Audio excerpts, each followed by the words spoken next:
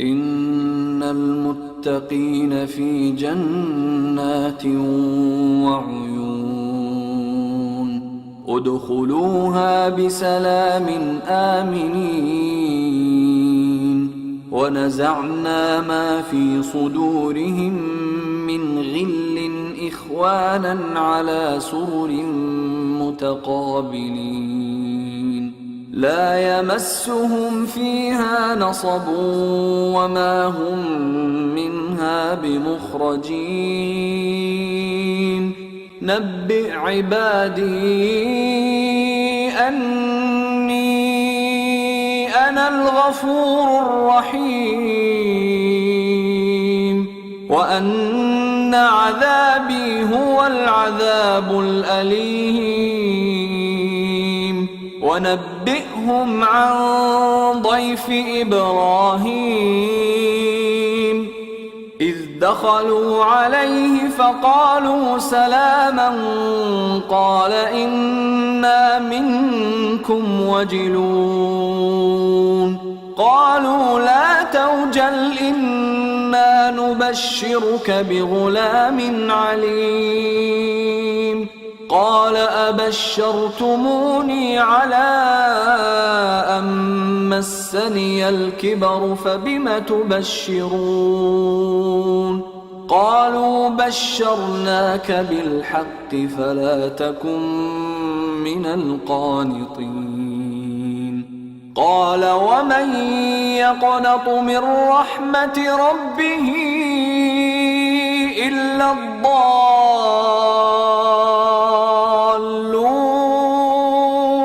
قال فما خطبكم أيها المرسلون قالوا إنا أرسلنا إلى قوم مجرمين إلا آل لوط إنا لمنجوهم أجمعين إلا امرأته قدرنا إنها لمن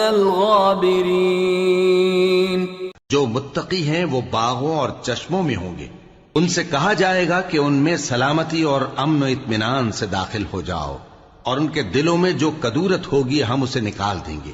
گویا بھائی بھائی مسندوں پر ایک دوسرے کے سامنے بیٹھے ہوں، نہ ان کو وہاں کوئی تکلیف پہنچے گی اور نہ وہ وہاں سے نکالے جائیں گے۔ اے پیغمبر میرے بندوں کو بتا دو کہ میں بڑا بخشنے والا ہوں، بڑا مہربان ہوں، اور یہ کہ میرا عذاب بھی درد دینے والا عذاب ہے۔ اور ان کو ابراہیم کے مہمانوں کا احوال سنا دو۔ جب وہ ابراہیم کے پاس آئے تو سلام کہا، انہوں نے کہا کہ ہمیں تو تم سے ڈر لگتا ہے۔ مہمانوں نے کہا کہ ڈریے نہیں، ہم آپ کو ایک دانشمند لڑکے کی خوشخبری دیتے ہیں۔ وہ بولے کہ جب مجھے بڑھاپے نے آ پکڑا تو تم خوشخبری دینے لگے، اب کاہے کی خوشخبری دیتے ہو؟ انہوں نے کہا کہ ہم آپ کو سچی خوشخبری دیتے ہیں، سو آپ مایوس نہ ہوں۔ ابراہیم نے کہا کہ اللہ کی رحمت سے مایوس ہونا تو گمراہوں کا کام ہے۔ پھر کہنے لگے کہ فرشتوں تمہارا اصل کام کیا ہے؟ انہوں نے کہا کہ ہم ایک گناہگار قوم کی طرف بھیجے گئے ہیں کہ اس کو عذاب کریں، مگر لوط کے گھر والے کہ ان سب کو ہم بچا لیں گے، البتہ ان کی بیوی کہ اس کے لیے ہم نے ٹھہرا دیا ہے کہ وہ پیچھے رہ جائے گی۔